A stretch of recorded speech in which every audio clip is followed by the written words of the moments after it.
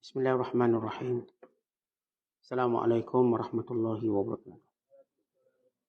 Alhamdulillah rabbil alamin wal aqibatu lil muttaqin wa la udwana illa 'alal zalimin.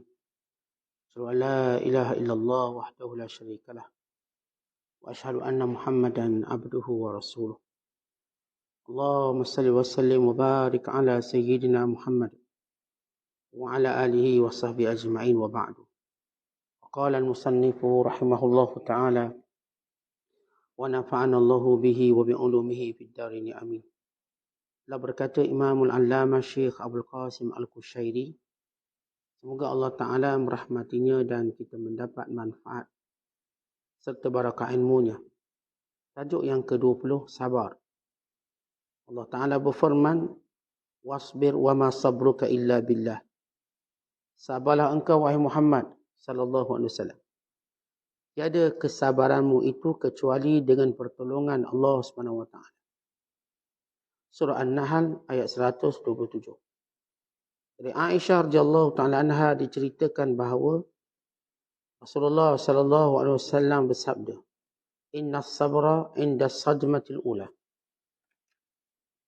Sabar yang sempurna pahalanya adalah pada pukulan, yakni saat menghadapi cubaan yang pertama.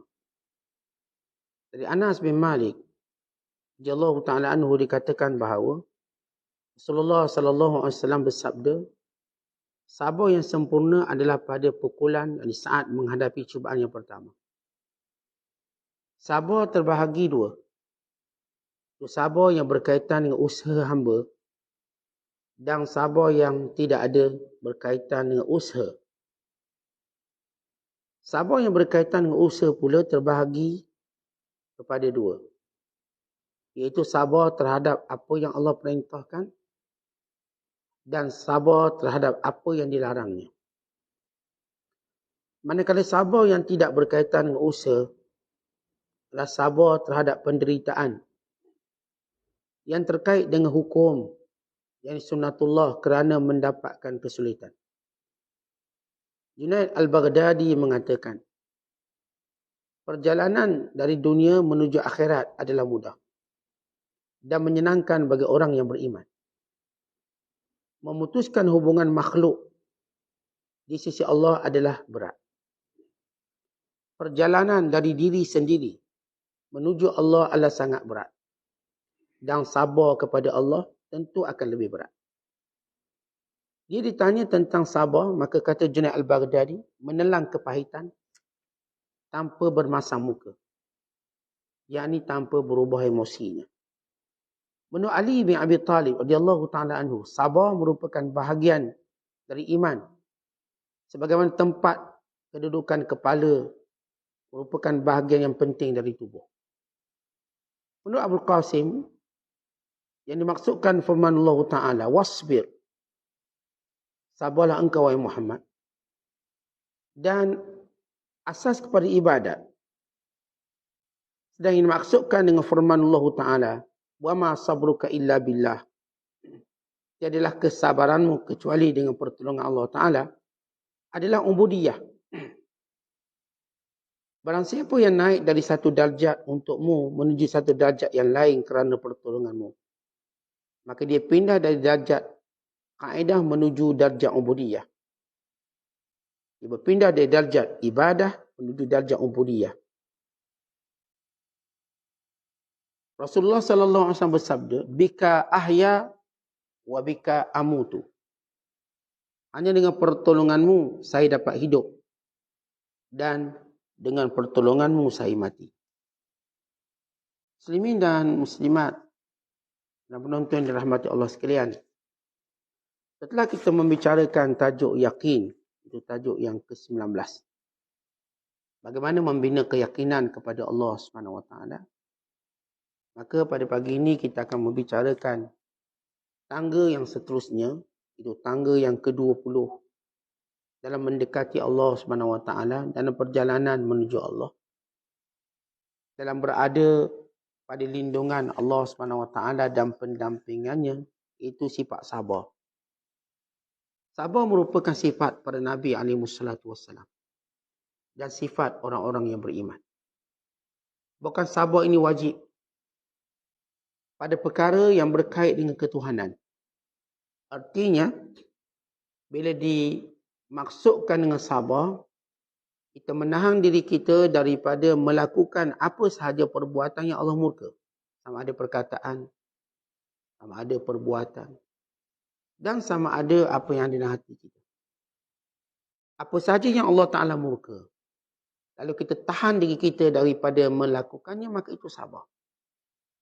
Dalam ujian Allah Subhanahu Wa Ta'ala. Sama ada ujian itu berupa perintah atau larangan, atau ujian itu berupa musibah-musibah dunia. Kehilangan orang yang kita sayangi, kehilangan kesihatan, kehilangan harta benda, kesusahan, kesukaran dalam hidup, lapar, dahaga, dan demikian juga apa sahaja ujian-ujian dunia. Antara ibadat yang paling menyempurnakan makna sabar ialah ibadat puasa. Kerana puasa itu sabar dalam buat ketaatan. Dan puasa itu juga sabar dalam meninggalkan syahwat. Dan puasa itu juga sabar dalam meninggalkan larangan Allah. Dan itu bila Allah Ta'ala menyebut dalam firman-Nya, wasta'inu bis sabri was salah. Innallaha ma'as sabirin. Dan mohonlah pertolongan kepada Allah Ta'ala dengan sabar dan solat. Kata ulama, sabar itu ialah puasa. Kita dah sebut tadi, ibadat puasa, ibadat yang menterjemahkan makna sabar. Kenapa? Sebab kita sabar dalam buat taat. Kerana puasa ini satu ketaatan yang berat. Dan kita juga sabar dalam meninggalkan maksiat. Maksiat perkataan, maksiat mata, pandangan, pendengaran. Dan yang ketiga, kita sabar pula dengan syahwat. Syahwat kita nak makan, nak minum. Yang menjadi kebiasaan manusia. Bahkan mungkin syahwat makan dan minum ini menjadi kegilaan manusia. Tapi orang ni sabar dengan berpuasa. Dan itulah nilai puasa itu ialah terjemahan kepada sabar. Sebab itu bila kita nak minta pertolongan dengan Allah, lain kita solat hajat, lain kita berdoa, kita berzikir, ialah dengan cara berpuasa. Orang yang berpuasa, bila diminta pertolongan Allah, maka pertolongan itu dekat dengannya. Hampir dengannya. Sabar secara umum, kita katakan hukumnya adalah wajib. Allah berfirman, wali rabbika fasbir. Dan demi Tuhanmu, dan demi perintah Tuhanmu, maka hendaklah kamu bersabar. Kena sabar. Ikut mana pun kena sabar. Khususnya saya katakan dalam hal yang berkait dengan hubungan kita dengan Allah. Siapa yang tidak bersabar dalam hubungannya dengan Allah, dan dalam perintah dan larangannya, maka niscaya dia akan binasa. Bila para ulama menyatakan, siapa pun yang nak dapat keuntungan duniawi atau ukhrawi, kemenangan, atau apa sahaja, even kemanisan dalam semua perkara, maka dia perlu menjadikan sabar salah satu daripada induk dan asasnya. Kata Hasan Basri, wajadtul khaira bis sabrin sa'atan. Aku dapati kebaikan itu bila kamu mampu sabar sekejap. Semua kebaikan itu terasa bila kita sabar sekejap. Tahan sekejap. Tahan perkataan, tahan perbuatan. Tahan perkara-perkara yang Allah Ta'ala murka. Tahan sekejap, kita berjaya. Tahan sekejap, maka kita akan beroleh kemenangannya. Tahan sekejap, maka kita akan beroleh kemanisan. Kali itu bila kita melihat siapa pun yang bersabar dengan ujian-ujian kehidupan, maka mereka ini mewarisi sifat kepimpinan yang sebenar. Sebagaimana Allah Ta'ala cerita tentang hamba-hamba yang diangkat menjadi pemimpin-pemimpin. Dan mereka yang bersabar dengan ujian Allah SWT. Bila Allah menyatakan tentang kesabaran orang beriman, lalu Allah Ta'ala mengangkat mereka menjadi a'immatan fi amrina. Kami angkat dia pemimpin-pemimpin dan urusan. Dan urusan kami, yakni dalam kekuasaannya, kekuatannya, dalam hal agamanya. Yahduna bi amrina lamma sabaru. Yang sentiasa mendapat petunjuk Kerana mereka sabar. Kata orang yang mendapat petunjuk Allah, orang yang sabar. Kita bila nak berfikir, kata bila sesuatu berlaku kepada hidup kita, yang kita tak suka, tak kira apa benda pun. Kalau kita sabar sekejap, berfikir seketika, maka kita akan dapat petunjuk bagaimana nak selesaikannya. Tapi kalau kita bertindak spontan, maka kita akan menyesal. Waktu kita nak marah, bertindak itu spontan. Kita sabar sekejap, saya tindakan yang datang supaya itu bijaksana. Waktu kita tamak ataupun waktu kita gelojoh dalam hawa nafsu kita, sabar sekejap sehingga memberi ruang kita berfikir. Jadi kita akan dapat akal yang bijak. Semua benda kalau kita lihat, kita sabar je sekejap. Kita lapar, sabar sekejap. Saya kita akan rasa seronoknya makan. Manisnya makan. Kalau tak sabar, kita gelojoh, kita tak akan rasa nilainya. Demikian juga kita bergaul dengan manusia. Ada kemarahan tertentu, sabar seketika. Nescaya kita akan rasa kemanisan persahabatan, pergaulan. Tapi kalau semua benda secara spontan kita bereaksi, tanpa kita berfikir, dengan bahasa mudah, dia ni tak sabar. Maka tidak ada orang yang kita boleh berkawan, yang bersahabat. Tidak ada ujian pun yang kita boleh hadapi dengan baik. Baik, kenapa sabar ni penting? Sebab Allah Ta'ala ciptakan dunia ini penuh dengan musibah. Tentang dunia ini penuh dengan musibah. Kita selalu ingatkan bahawa kalau datang 100 nikmat, satu musibah menenggelamkan nikmat. Cukup satu musibah. Kita tidak perlu bersedih dengan datang 100 musibah. Tentang 1000 kegembiraan belum cukup untuk menenggelamkan satu musibah. Kalau kita diberikan 1000 kegembiraan, datang satu je musibah, hilang semua.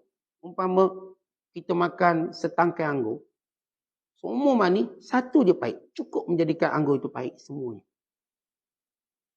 Semua. Kita makan durian, ni sedap-sedap belaka, tiba satu masam, hilang kesedapannya. Kerana itu hakikat dalam kehidupan manusia. Kerana manusia sifat lemah dia, digagal melihat nikmat. Dia selalu melihat musibah dia. Kerana itu kita perlukan sabar yang kuat. Kerana yang mampu menenggelamkan musibah ialah sabar. Yang mampu menjadikan musibah itu hilang dalam pandangan seseorang ialah sabar. Sehingga sabarnya menjadikan dia tidak berubah emosinya. Tidak berubah keadaannya. Bagaimana kata Hasan kepada yang disebut oleh Junaid al-Baghdadi. Itu jur'atun mirarah. Dia boleh telan kepahitan min ghairi ta'bis, tanpa muka dia masam, tanpa muka dia beku. Tuan-tuan ambil 5 kasturi atau lemon, tuan-tuan makan jangan berubah muka. Ambil lemon, ambil 5 kasturi, makan sebiji. Berubah tak muka kat kau? Orang yang sabar gambaran dia makan benda tu, muka dia tak berubah. Mungkin dia boleh senyum. Kita ni baru jilat sikit, terus berkerut. Maknanya kita ni secara gambaran, analogi je. Bukanlah saya kata macam tu, kalau makan, muka tenang tu sabar lawannya. Tak, itu gambaran dia. Gambarannya umpama tak berubah wajah dia, macam tuan-tuan makan lemon, tuan-tuan makan benda-benda masam. Makan jangan berkerut. Tenang je makan, kunyah macam biasa. Maknanya tuan-tuan ada kekuatan sabar. Kekuatan sabar. Tapi kalau kita baru jilat satu dah muntah banyak, itu kita tak sabar. Ini yang disebut oleh para ulama. Dipanggil jur'atun mirarah.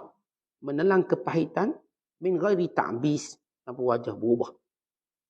Gambaran kesabaran. Baik, bila kita lihat Allah Ta'ala sebut dalam Quran, wasbir, wahai Muhammad, sabarlah. Wa ma sabruka illa billah. Sabar itu datang daripada pertolongan Allah, anugerah Allah. Bila kita sebut perkataan wasbir, itu ibadat. Antara ibadat selain pada sembahyang, puasa, zakat, haji, ialah ibadat sabar. Sabar itu ibadat. Dan kita senantiasa mencari kesabaran ini dalam hidup. Setiap kali kita bersabar dalam hidup kita, kita sedang berbuat ibadat. Wa ma sabruka illa billah, dan sabar itu datang dari Allah. Itu bermaksud kita kena merendahkan diri kepada Allah, minta dengan Allah. Itu namanya ubudiyah. Sabar ni ibadat yang tuan-tuan kena buat, kita kena buat. Dan bila kita sebut sabar itu datang dari Allah, itu maksudnya kita merendahkan diri pada Allah dan minta dengan Allah. Siapa yang minta sabar dari Allah, maka sabarnya tidak pernah bertepi. Sabarnya tak akan ada hentian dia. Dia akan sabar sampai bertemu dengan Allah. Tapi siapa yang sabar tidak minta dari Allah, sabarnya ada batasan. Maka kita dapati dia mungkin sabar 2 tahun, 3 tahun, 4 tahun. Dia mungkin sabar 5 hari, 6 hari. Lepas tu meletuplah dia. Dia mungkin sabar dan tempoh sekian-sekian. Kemudian marahlah dia. Tetapi kita nak sabar tanpa batasan. Biar sabar kita umpama lautan luas yang tidak ada tepian. Supaya kita dapat kemanisan di dalam semua perkara. Lepas tu bila kita sebut dalam ayat, Allah sebut, wasbid, sabar. Sabar ini ibadat. Wa ma sabruka, dan tidak sabar itu melainkan dari Allah. Jadi kita nak kuatkan ibadat sabar. Dan bagi nak kuatkan ibadat sabar, kena minta tolong dengan Allah. Betul bila kita sebut sabar itu ibadat. Ibadat ni dia ada waktu yang pahalanya lebih afdal. Contoh ibadat kat Mekah, tak mungkin sama ibadat tempat lain. Pahalanya lebih banyak. Demikian juga ibadat kat Madinah. Demikian juga ibadat di masjid. Pada ibadat tertentu, tak akan sama ibadat di rumah. Demikian juga kadang-kadang ibadat di rumah. Pahalanya lebih besar berbanding ibadat tempat-tempat lain. Setiap ibadat dia ada waktu dan tempat yang pahala lebih besar. Saya katakan bahawa sabar ni ibadat. Ini disebut oleh para ulama. Huraian kita. Bila sabar itu ibadat, di mana tempat ibadat itu ataupun waktunya? Para ulama menyebut ada 14 keadaan kita kena mencari sabar dengan sempurna. Hidup ini memang kena sabar, tapi pada 14 tempat. Kita mesti lebih tunjukkan kesabaran kita. Padukan kesabaran. Minta tolong Allah sungguh-sungguh dalam bina kesabaran pada 14 tempat yang mulia ini.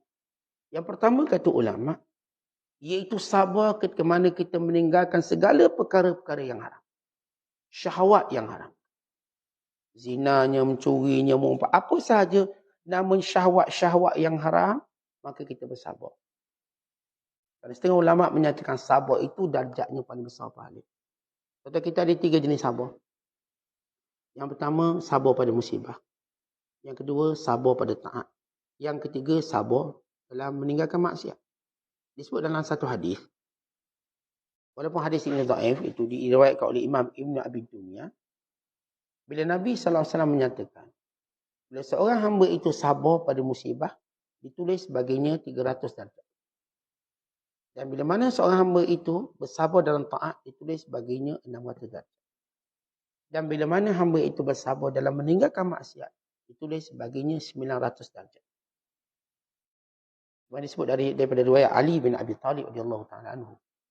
Kalau orang sabar musibah, 300 darjat pahala dia. Orang sabar dalam taat, 600 darjat pahala. Orang yang sabar dalam meninggalkan yang haram, maksiat, maka dia akan mendapat 900 darjat pahala. Bukan 900 pahala, 900 darjat. Setiap darjat itu ada jarak dia. Baik, sabar pertama kita ialah tinggalkan perkara haram yang kita bersyahwat. Atau benda-benda haram yang menjadikan manusia cepat iqdam alaiha, buat. Kan keinginan yang kuat. Duit tak ada, keinginan menerima rasuah. Bila kita benci seseorang, keinginan untuk mengumpat tentang dia, mengfitnah dia, itu semua syahwat. Kecenderungan kita pada syahwat yang haram. Tinggalkan yang ni. Ini kena banyakkan sabar. Sabar dan tinggalkan maksiat. Sabar dalam tolak rasuah. Sabar dalam khianat harta orang. Sabar dalam menipu. Maksudnya jangan tipu. Rasa nak tipu ni kalau tipu macam untung banyak. Ikan 4 hari lepas. Ni kalau kita beritahu ikan hari ni baru naik. Baru tadi naik. Macam boleh untung banyak. Kalau sebut 4 hari macam rugi. Tapi bila kita tahu ini haram. Menipu. Syahwat kita nak untung tu tinggi.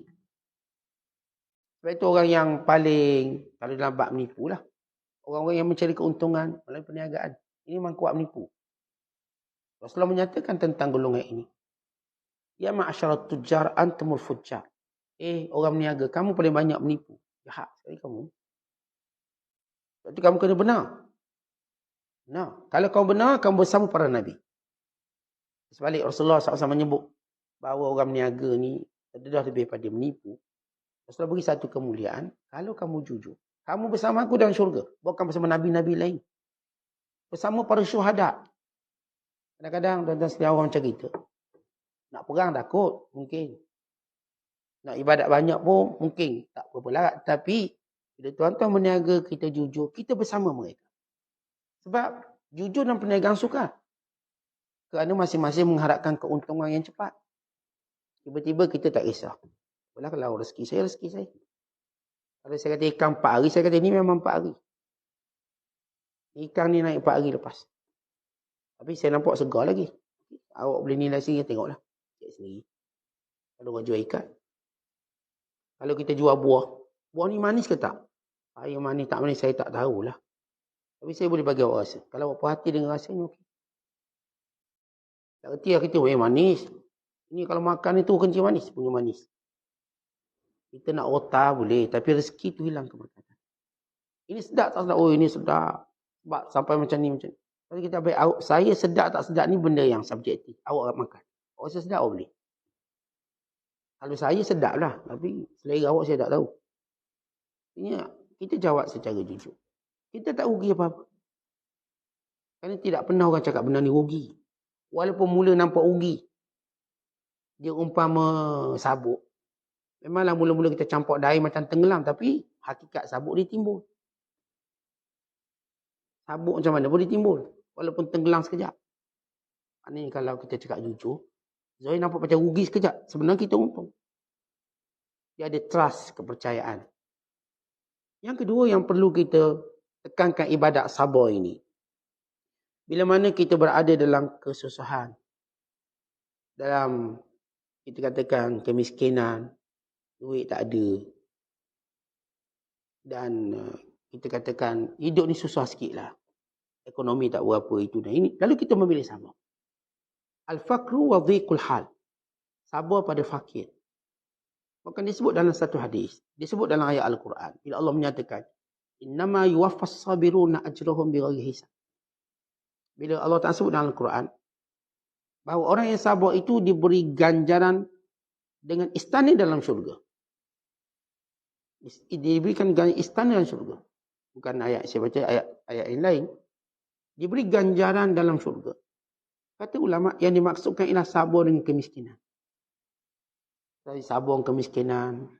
Dia dah usaha dah, dia dah kerja. Tapi banyak tu lah rezeki dia sabar. Saya kerja siang malam dapat 800, 900. Tak cukup untuk anak saya 3-4 orang misalkan. Tapi saya sabar. Sabar dengan ujian rezeki. Dan kesempitan hidup. Anak ramai rezeki sikit. Lalu kita sabar. Maka kedudukannya dalam syurga. Dan sabar ni kita dituntut. Sebab rezeki ni dia ada pusingan dia. Ada waktu sehebat mana pun kita ikhtiar. Rezeki kita kat situ je. Ada waktu kita berlebih kurang. Dia naik ke atas. Dia ada pusingan dia. Setiap orang rezekinya berpusing. Setiap orang. Tak ada kita senang selalu. Ada waktu kita susah. Waktu kita berada di bawah, maka sabar. Kelak kita akan naik juga. Kalau tuan-tuan tak naik, anak-anak naik. Kita bisnes tak jadi, anak-anak jadi. Sambung. Legasi. Kita dulu buka bisnes kecil ke dah rujuk. Anak kita nak 8 cawangan, 10 cawangan. Demikian pusingan rezeki. Akhirnya kembali juga pada kita. Yang ketiga kata ulama. Ketika mana kita menentang orang kafir. Kita al-kufar. Bila lawan orang kafir, kena sabar. Dan doa kita doa. Allahumma afir alaina sabra. Ya Allah, sebagaimana doa orang-orang beriman yang mengikuti Talut. Sama dengan Nabi Allah Daud AS. Ya Allah, penuhilah kami dengan kesabaran dalam menghadapi orang kafir. Tentang serang, berperang orang kafir, jangan menyerah. Biar orang kafir menyerah. Lepas itu dalam tahlil, analisis politik yang berlaku di Gaza sekarang. Mereka berkata dengan sumut, dengan semangatnya orang Islam, menyebabkan Israel akan mengalah cepat. Mereka terus bersabar. Ini ahli Gaza terus sabar. Dikepung hospital sehingga mereka terpaksa tanam mayat dalam hospital. Tak dibenarkan bergerak sehingga sebahagian mayat dibiarkan anjing makan. Mereka sabar. Cukup kuat kesabaran mereka dalam menghadapi orang kafir. Orang kafir dah tak ada helau, dah bergabung satu dunia nak lawan. Akhirnya dia punya neraca itu mula memberat, menyebabkan dikatakan ramai orang mula simpati kepada umat Islam di Gaza. Ramai membuka mata tentang ada seorang penulis wartawan Perancis terkenal. Kami melihat umat Islam, Tuhan berikan kepada mereka kepahlawanan. Furusiyah. Khususnya kami lihat hari ini ialah kepada ahli Gaza. Mereka tunjuk tentang kepahlawanan yang kami tidak pernah melihatnya. Kepahlawanan mereka luar biasa, tuan. Bayangkan dia sebut ni Hamas. Lawan satu dunia. Dalam keadaan negara Islam tak nak tolong, tak boleh tolong. Ada yang tak nak tolong, ada yang tak boleh tolong. Dan dalam persidangan Arab baru ni, negara-negara Islam, mereka buat 5 qarar. Ini dibongkarkan dalam TV12 Israel. Dan TV12 Israel, seseorang penganalisis politik Israel kata, mereka orang Arab berkumpul, negara Islam ini, mereka cuba buat 5 solusi. Solusi pertama, sekat senjata. Jadikan minyak sebagai senjata lawan Israel. Solusi kedua, jangan biarkan pesawat Israel melintasi ruang angkasa negara Arab, khususnya Arab Saudi. Sebab Arab Saudi punya ruang angkasa yang luas, yang mana Israel lalu. Dan mereka kata kita minta supaya jangan diberi tekanan pada negara Israel. Dia ada 5 benda yang penting mereka sebut dalam solusi atau resolusi yang cuba dibuat oleh negara Islam. Akhirnya apa jadi? Resolusi itu tidak berjaya, kan ditentang oleh negara Islam sendiri. Tak setuju Israel disekat. Siapa tak setuju? Saudi, Bahrain, Sudan, Djibouti, Jordan, Mesir, Maroko. Ini semua negara tak setuju Israel disekat. Negara Islam lain beria ni. Qatar, Kuwait, Turki. Beria sekat Israel supaya mereka buat gencatan senjata. Tapi ni 7 buah negara Islam penyokong kuat Israel. Jordan, Mesir itu paling kuat sokong. Paling kuat sokong. Diikuti Saudi, Sudan, Bahrain, Emirates, Djibouti. Djibouti negara Islam di Afrika. Sokong Israel. Tak, jangan buat sekatan pada Israel. Dia punya lembut sampai habis bahagian besar umat Islam mati, dia masih berlembut. Dan ini kita katakan bagaimana orang Islam, umat Islam Gaza, mereka Allah beri kesabaran yang luar biasa. Mereka dengar keputusan itu, walaupun hati mereka luluh dengar. Even tak boleh nak buat satu hudnah, atau kita panggil satu ceasefire, ataupun gencatan senjata sekejap. Berhenti sekejap, bukan sekejap je. Untuk beri ruang hospital ni selesaikan urusan perkembangan jenazah dan sebagainya. Mereka tak bagi ruang. Mereka tak sokong. Mereka biarkan. Kadang bagi mereka, masalah Palestin bukan masalah mereka. Ini di antara kejahatan sebahagian pemimpin. Bukan negara tu, pemimpinnya. Pemimpin negara Islam. Yang saya sebut 7 buah negara. Yang melawang resolusi untuk memberi nafas kepada umat Islam. Tapi apa yang berlaku di Palestin? Mereka dengar benda tu. Allah beri mereka kesabaran. Kesabaran yang luar biasa. Hari ini di Gaza, penuh tank-tank Israel yang sudah dimusnahkan. Malam saja 20 biji tank. Kereta kebal dimusnahkan. Malam satu hari. Sebelum ini pun sama. Beratus tank telah hancur. Dengan pemandangan di Gaza penuh tank-tank yang dah dihancur. Meninggalkan bangkai-bangkai. Penipuan Israel, kononnya mereka kuat. Kononnya mereka sudah menguasai Gaza.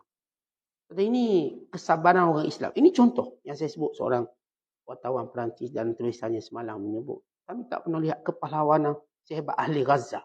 Kuat kepahlawanan mereka. Tak ada orang nak tolong mereka. Dan tak ada orang boleh tolong mereka. Namun mereka kuat. Sabar. Dan ini kesabaran yang dituntut dalam Islam. Kita al-kufar. Lawan orang kafir, walau senjata sikit, jumlah sikit. Sabar, jangan mengalah. Kemuliaan itu yang mengangkat. Kadang-kadang tuan-tuan musuh bukan lagi sebab kita menang. Mereka lagi sebab kita sabar.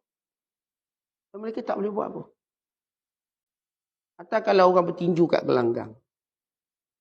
Kalau dia bertemu dengan lawan yang kuat sabarnya, dia pasti menyerah kalah. Jadi sabar. Walaupun kena hancur, sabar je. Lawan lagi. Itu kekuatan.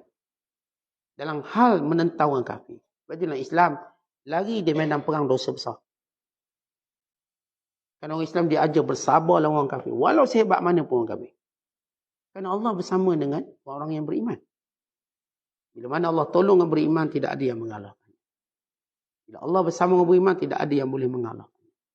Yang keempat, sabar yang amat dituntut. Itu sabar dalam berdakwah.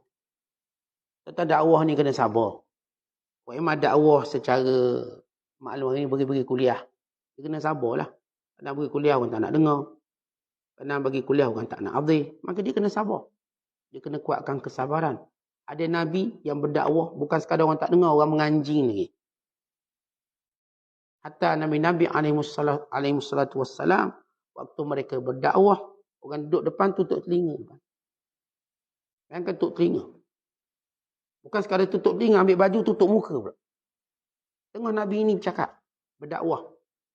Itu dalam dakwah, sama ada tak kira dakwah bercakap. Secara formal berceramah.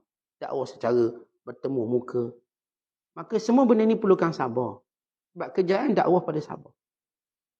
Nabi SAW puluhan tahun bersabar dan dakwah. Ini yang menentang Rasulullah 20 tahun akhirnya berubah beriman. Nabi tak pernah putus asa. Siapa berdakwah? Hatta kita. Memang kita berdakwah pada skala kecil. Anak-anak kita dakwah pada kawan-kawan. Maka hendaklah kita sabar. Kita tak boleh kata hari ni saya cakap, esok dia berubah. Itu bukan ada dalam kamus pendakwah. Dalam kamus pendakwah, tak ada cerita, hari ni saya cakap, esok baik. Tidak. Kalau berlaku, alhamdulillah. Kalau tak berlaku, kami tengok sunnatullah dalam dakwah. Tentang kita tengok ni, orang hadir konsert, senang. Konsert tauliah pun tak minta. Lama kena ada tauliah. Konsert ni walau tak ada CJ apa, menyanyi lah. Suara katak puru penyanyi. Dia benar kan? Rosak. Kalau nak ceramah, nak dakwah, banyak dia punya prosedur dia. Dia tak boleh pendakwah luar. Nak luar tak boleh. Pendakwah dalaman. Penyanyi luar tak apa. Nyanyi ambillah luar-luar sampai ke Afrika sana. Pendakwah di sebelah negeri pun tak benar. Itu mihnah dakwah. Ujian. Sehingga nilai tauliah itu bukan lagi nilai ilmu. Walaupun mereka bercakap, kami beri tauliah sebab nak pantau ilmu. Tak, berbohong. Tauliah ini cuma selera politik. Dan selera hawa nafsu manusia. Yang rakus. Kalau tak suka tu, no tauliah. Suka ambil tauliah. Itu adalah mihnah. Maka para pendakwah tak boleh harap benda tu. Tak boleh harap saya ceramah bila tauliah. Tak ada, saya tak ceramah. Tak, awak kena cari jalan. Bagaimana menyampaikan dakwah. Kerana bila Allah beri ilmu, Allah mengambil amanah. Kamu kena sampaikan walau cara macam mana pun. Walau cara macam mana pun. Lagi mana ruang tu ada. Betul, dakwah ni tak pernah berhenti. Hatta kalangan pendakwah di penjara, dalam penjara dia berdakwah. Ini Imam Sarakhsi. Akhir dia di penjara. Yang kata, tauliah, penjara lagi. Apa dia buat dalam penjara? Dia dakwah dalam penjara. Sehingga ada banduan yang dibebaskan, nak masuk balik penjara, nak dengar kuliah. Akhir dalam penjara, dia mengarang kitab Al-Mabsud. Dalam fiqh, mazhab Abu Hanifah sebanyak 30 jilid. Sekarang dalam penjara. Lihat bagaimana orang yang benar-benar jiwa dakwah. Dia tak akan berhenti dakwah. Kan dia tidak melihat dakwah itu meja, kerusi, surah, masjid. Bukan. Dakwah itu kehidupan. Di mana pun dia berada, dia akan berdakwah. Lihat Nabi Yusuf AS berdakwah dengan banduan. Tak kira dia berada di mana.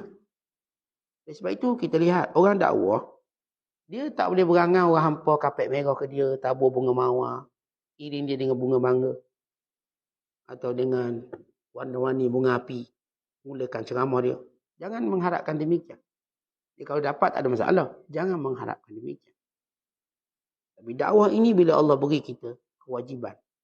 Amanah ilmu, sampaikan walau dengan bagaimana cara. Sampaikan. Kalau seorang boleh cakap seorang, sudahlah. Itu dakwah. Kerana amanah ilmu akan ditanya. Bila seorang tu punya ilmu, dia akan ditanya. Apa yang dilakukan dengan ilmunya. Dibuat ataupun tidak. Maka bila seorang berdakwah, dia kena sabar. Yang kelima, dalam makna sabar ibadat, ialah kita kena sabar dalam berhadapan dengan orang-orang yang menggunakan perkataan-perkataan yang tak elok pada kita. Perkataan-perkataan orang tak setuju dengan kebenaran kita bawa. Tapi bila Facebook kita ni bila cakap, orang pun akan arguing kita. Orang arguing ni sama ada dia arguing kita atau membagi argument dengan hujah yang baik. Okey. Atau dengan fitnah, kamu ni pengganas lah kamu. Kamu ni pelampau lah. Jadi kita akan dengar perkataan-perkataan yang tak elok. Gila lah kamu ni jenis nak akhirat ke? Dunia tak nak ke? Dia guna perkataan-perkataan provokatif. Allah sebut dalam Quran, wasbir ala ma yakulun wahjurhum hajran jamila. Wahai Muhammad, sabar dengan setiap perkataan hina mereka dan tinggalkan mereka dengan cara baik. Kadang-kadang bila kita cakap sesuatu, orang yang bidas balik kita. Kalau dibidas dengan ilmu, okey. Kerana kita aku hujah ilmu. Tapi bidas dengan tuduhan, dibidas dengan cara-cara fitnah, jadi kita kena sabar. Kalau Nabi SAW pun dikatakan gila, bodoh, ahli sihir, nak perempuan, nak harta, nak pangkat. Dia kata macam-macam, ni, semua ni. Ustaz sampul lah ni, ustaz sampul. Ustaz koprak, ini ustaz. Tentang benda tu biasa. Kalau kita tidak demikian, maka bagi kita biasa. Kalam, kata-kata orang yang, kata-kata yang menyakitkan kita dalam hidup tu. Kita elok-elok nak jadi baik. Dulu sebab jahat tu, jadi baik tu. Sebab dulu jahat tu. Kata kita elok-elok meniaga, dia kata tu bela hantu raya. Bela pelisik. Pakai jing tu laku. Nasi lemak tu dia pakai kuah jing. Jing buat. So, kita dengar kalam, perkataan-perkataan buruk dalam kehidupan kita. Waktu tu kita kena sabar. Waktu ini dituntut sabar. Sama ada perkataan buruk daripada keluarga terdekat kita atau siapa pun. Atau rumah kita, Tomei buat, dia kata ni, rumah dapat duit rasuah lah tu. Kita berniaga untung, dia kata pakai pelaris jin. Kita muka lawa pakai susuk lah tu. Lawa, susuk. Kena sihir. Tuduh sihir. Itu kuat sihir orang tu. Ada salah seorang guru kami. Bila dia mengajar ramai orang. Orang kata apa, orang tuduh dia. Sebab apa ramai orang tempat di kuliah? Sebab dia, orang yang ambil wuduk dalam kolah dia, dia tu mandi telanjang dalam kolah tu. Biar pelari hai kolah. Dia punya tudang ke tak masuk akal. Dia tok guru tu mandi telanjang dalam kolah. Dulu kan pakai kolah. Sama-sama sekarang pun ada lagi yang pakai kolah. Kolah air. Dia orang wuduk. Dia bila orang wuduk, dia jadi sayang tempat tu. Sebab apa tok guru tu memang 2-3 pagi bangun mandi telanjang dalam tu. Ada kerjanya 2-3 pagi suruh mandi telanjang. Tapi otak orang yang cakap bukan-bukan ni, lain dia berfikir. Tuduhan. Sebagaimana mereka kata kepada Nabi SAW dan kepada semua para Nabi. Tuan-tuan, kalau para Nabi pun tak selamat daripada kata-kata jahat manusia, kita jangan harap lah kan. Ini Nabi Musa. Waktu Nabi Musa tidak mahu mandi telanjang bersama mereka. Di mana Bani Israel, mereka mandi telanjang sesama mereka. Lalu Nabi Musa AS menjaga maruah dia. Waktu itu auratnya bukan begitu. Di syariat berubah. Mereka mandi telanjang. Macam hari ini terlihat dalam budaya masyarakat Jepun, dia orang suka mandi telanjang ramai-ramai. Laki-laki. Itu budaya kita juga waktu kecil-kecil dulu. So taklah. Maka Nabi Allah Musa AS dia tak nak mandi telanjang dengan Bani Israel. Apa kata mereka? Kenapa Nabi Musa tak nak mandi telanjang? Sebab dia ada kecacatan pada kemaluan. Dia malu kat kita. Dituduh Nabi cacat kemaluan. Walau Allah tidak utuskan seorang Rasul. Mereka sempurna fizikalnya, kerohaniannya, mental semua. Maka Allah tidak akan utuskan Rasul. Mereka yang paling cerdik, yang paling lawa, yang paling sempurna. Tak ada cacat walau sikit pun. Tak ada. Para Nabi tak ada seorang pun ada kecacatan. Kerana Allah nak jadikan dakwah itu, tak ada orang nak boleh tolak mereka kerana jahat dia. Bukan kerana kekurangan pada Nabi SAW. Akhirnya Nabi Musa mandi seorang diri. Letak baju pada batu. Tongkat kat tepi. Tengah-tengah mandi, tiba-tiba Allah jadikan batu tu boleh bergerak. Batu tu buat lari baju Nabi Musa. Musa tengok baju tu. Macam dia ambil diorang, kena kejar. Musa kejar, bawa tongkat. Kejar lalu depan orang Bani Israel yang mandi berjemaah tu telanjang. Dan mereka tengok Nabi Musa telanjang. Bukan Nabi Musa nak telanjang. Tapi baju dia telah dilarikan oleh batu. Mereka lihat Musa, dia kata. Mereka berkata, Nabi Musa jauh lebih sempurna pada kita. Tak macam kita kata. Allah menjawabnya. Kalau Musa ni saya ambil baju, ketuk batu tu. Maknanya kalau orang ambil barang kita, boleh ketuk juga dia. Batu pun boleh ketuk lah. Sebab dia telah mencemaskan kita. Tapi yang ketuk kuat-kuat lah. Ketuk ala kadar. Polis pun tak marah ala kadar. Takat rezeki patut dia dapat. Jadi, kita lihat di sini. Bagaimana Nabi Allah Musa bersabar dengan kata-kata jahat. Ini kita tuan-tuan dalam hidup. Atau benda yang kita sabar bila orang sebut kata-kata jahat tu lah. Tuan-tuan meniaga untung, kata macam-macam. Tuan-tuan bahagia dalam rumah tangga, orang kata macam-macam juga. Tuan-tuan nampak baik dengan orang kata macam-macam. Tu baik ada makna tu. Kita tetap istiqamah dengan kebaikan. Kita rajin ke masjid, dia kata tu nak rebut pengurusi masjid lah tu. Esok nak bertanding. Dia kata kita memang niat nak buat, tak ada kaitan pengurusi masjid tu. Kebetulan dapat pula, oh kan betul. Orang. Tapi bagaimana sikap kita? Sabar. Dan kita bukan hidup dengan kata-kata orang. Kita hidup dengan prinsip, dengan perintah dan larangan Allah. Tentang kita dalam hidup ini, tuan-tuan siapa pun, akan ada manusia yang kata-kata sesuatu pada kita. Pilihlah bersabar daripada melayan.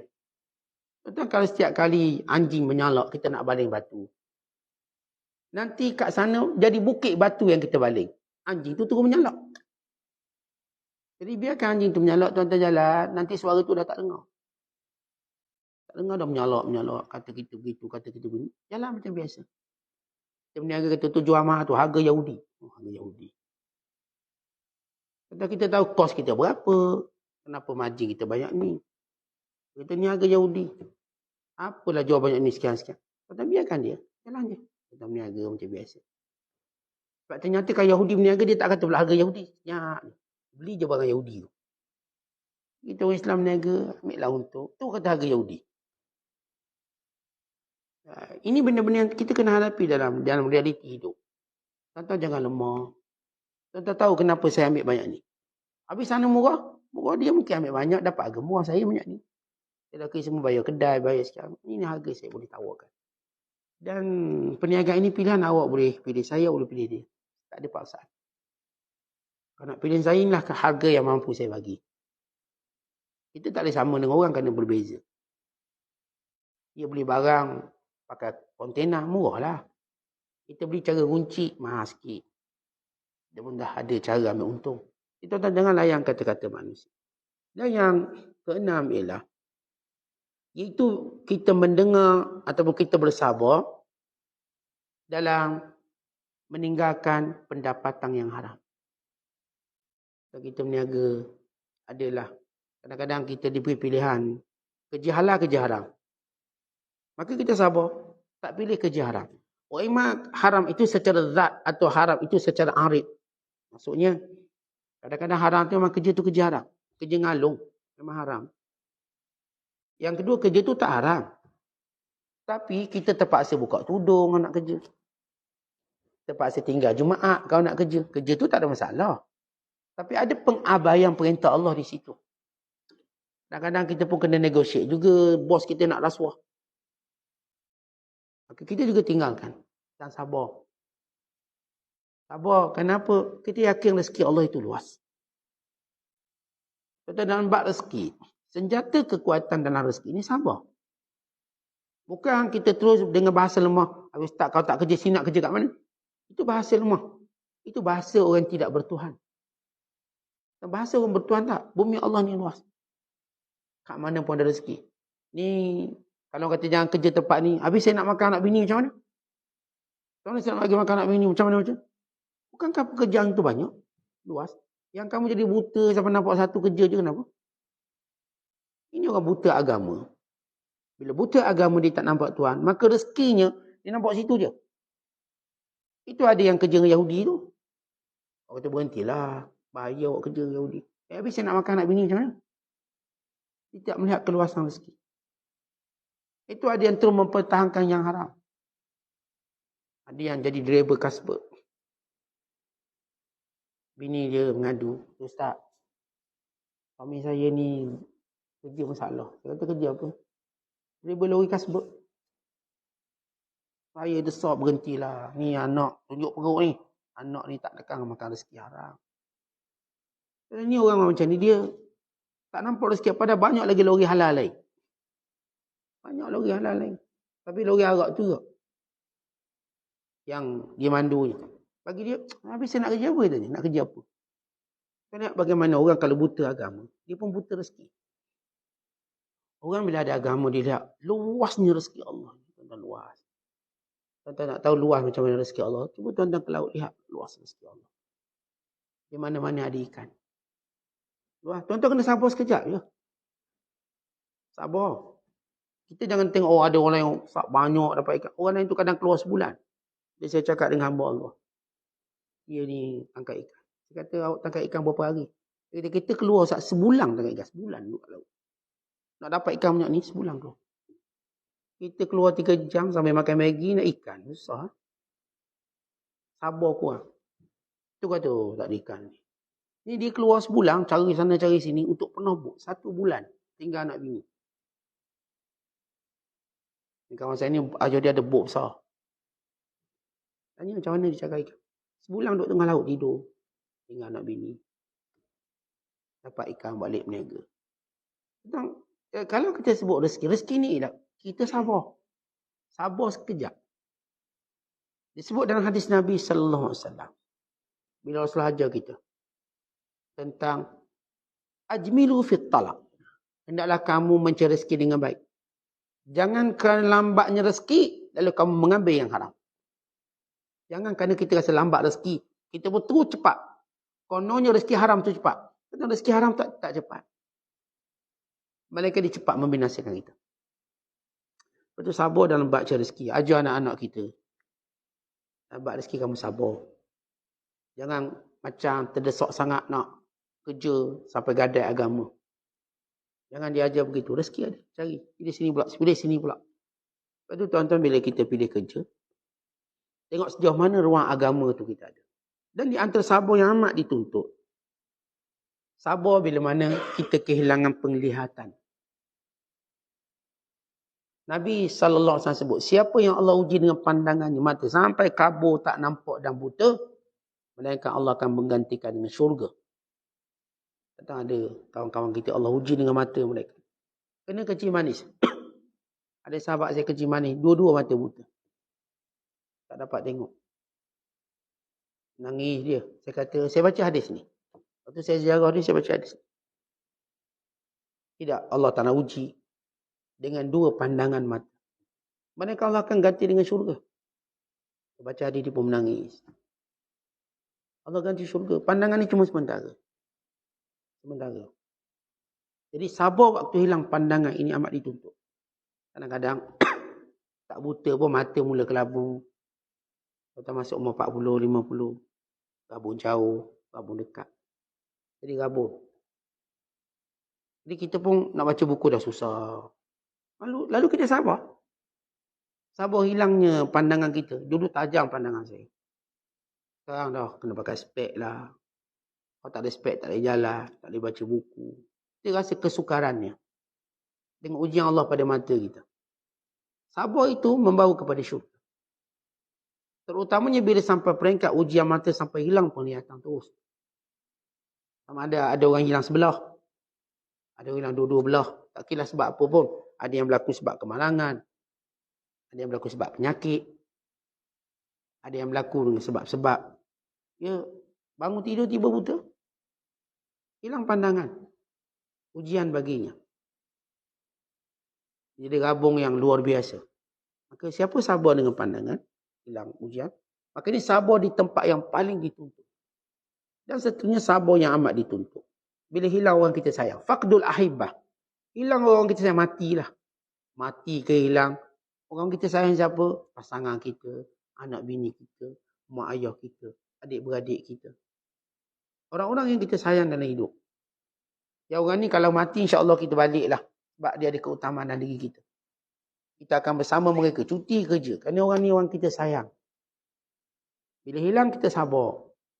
Maka bagi orang yang bersabar ini syurga. Mungkin kita lihat sahabat-sahabat kita di Palestin. Hilang isteri. Ada satu keluarga cuma tinggal seorang. Tinggal seorang je. Isteri je tinggal. Ada suami je tinggal. Ada anak je yang tinggal. Ada anak yang kecil yang tinggal. Allah uji. Kesabaran mereka bukan sia-sia. Sabar mereka adalah syurga. Dan Allah Ta'ala menyebut, وَبَشِّرِ الصَّابِرِينَ. Berilah khabar gembira pada orang sabar. Orang sabar tidak pernah disia-siakan.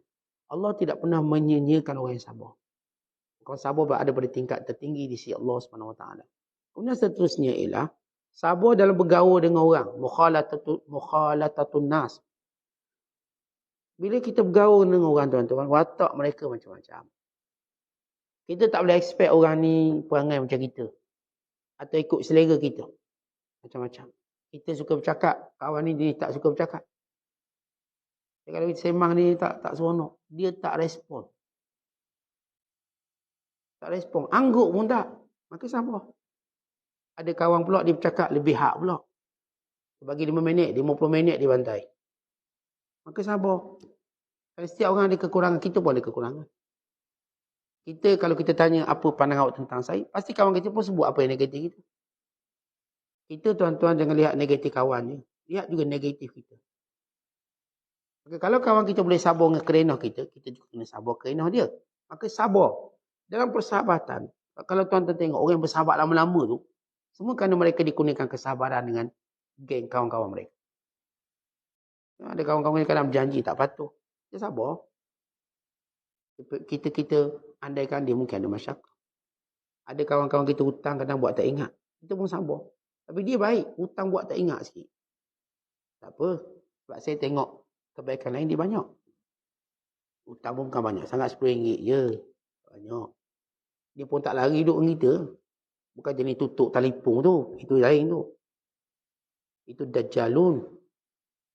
Jadi kawan kita berhutang. Tapi okey dengan kita biasa. Macam biasa. Dia okey. Dia tak lari daripada kita. Dia kawan. Dia sahabat kita. Kita nak suruh dia bayar hutang, caranya ialah kita hutang balik duit dia. Itu cara bayar hutang. Dia macam tak ingat bayar hutang. Hutang 100 tak ingat. Dia kata, bang, pinjam 100. Dia, boleh 100. Dia ni, dia kira bayar hutang kita lagi. Tapi hutang dia ingat pula, kau hutang 100, kita nak bayar. Dia jenis perangai kawan macam tu. Hutang dia tak ingat. Jadi, kita kena sabar dengan mukhalatatun nas. Bila tuan-tuan bergaul dengan orang, betul kalau kita tengok, Nabi SAW orang paling banyak sahabat. Orang paling banyak sahabat ni, berarti dia pandai jaga masa dia. Yang semua sahabat Rasul rasa sayangnya Rasulullah pada dia. Dan Nabi SAW menceritakan semua pada sahabat. Nabi kata, ashabi. Ini semua sahabatku. La tattakhidhuhum gharadan min ba'di. Yang ada seorang penghina sahabatku. Rasulullah SAW semua, ashabi. La tattakhidhuhum gharadan min ba'di.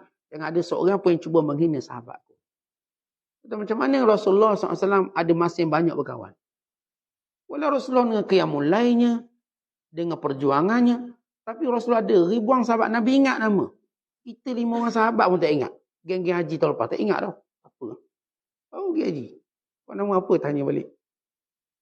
Kita ni lemah kita. Geng-geng haji ni rapat lah. Kadang lupa. Apa nama? Tak apa. Nasib dia ada nama haji. Haji je lah, haji. Yang perempuannya Hajar. Ingat lah tu. Kalau nama ustaz lagi senang nak ingat. Ustaz je panggil senang. Tapi saya nama apa? Tahu. Apa nama ustaz? Ustaz je lah. Dia punya cepat lupa. Jadi, bila kita bersahabat, kita tengok Rasulullah SAW sebagai contoh. Kerana sahabat ni macam-macam. Tapi Nabi sabar. Macam kerana sahabat. Yang gaduh, yang itu, yang ini. Bagaimana Nabi SAW boleh mendampingi mereka. Dan Nabi namakan mereka sahabat. Nabi yang panggil ini sahabat. Artinya mulianya Nabi SAW. Walau Rasulullah tinggi darjat. Tinggi darjat. Tapi Nabi panggil yang mereka-mereka yang mendatangi Nabi SAW sebagai sahabat. Atau sahabat ni kalau kita tengok bahasa itu maknanya satu level. Kalau tuan-tuan perkenalkan orang ini sahabat saya. Mana tuan-tuan letak satu label. Berbanding tuan-tuan berkenal, ini bos saya. Kan nampak label lain. Ini saya punya taikong saya. Lain. Tapi kalau kita jumpa orang, ini siapa? Ini driver kita ni, driver. Ini sahabat saya. Tuan-tuan orang tak nampak dia driver. Padahal kalau tu tak salah kita nak sebut driver saya. Memang kita bayar gaji bulan-bulan. Tiba-tiba kita ubah intonasi. Ini sahabat. Pekerja kita ni, kerja, kita bayar gaji. Siapa ni? Ini sahabat saya. Macam mana pandangan tengok, dia sahabat dia lah. Bukan pekerja dia, sahabat dia. Jadi itu lihat bagaimana bahasa yang Rasulullah gunakan. Bahasa keakraban. Walau Rasulullah jauh tinggi untuk dia letakkan satu label dengan mana-mana manusia. Hatta mana-mana Nabi sekalipun. Tak boleh lawang label Nabi Muhammad sallallahu alaihi wasallam. Tapi Nabi kata ini sahabat. Abu Bakar sahabat aku, Umar sekian. Jadi antara kesabaran yang dituntut ialah kita dalam pergaulan. Ini sebahagian, kita akan sambung lagi tentang 14 keadaan di mana sabar, saya sebut tadi sabar ialah ibadat. Dan ibadat itu ada waktu, ada tempat yang lebih besar pahala. Pada kedudukan dan keadaan ini saya nak lebih bersabar. Sabar ini saya pegang sebagai sifat umum.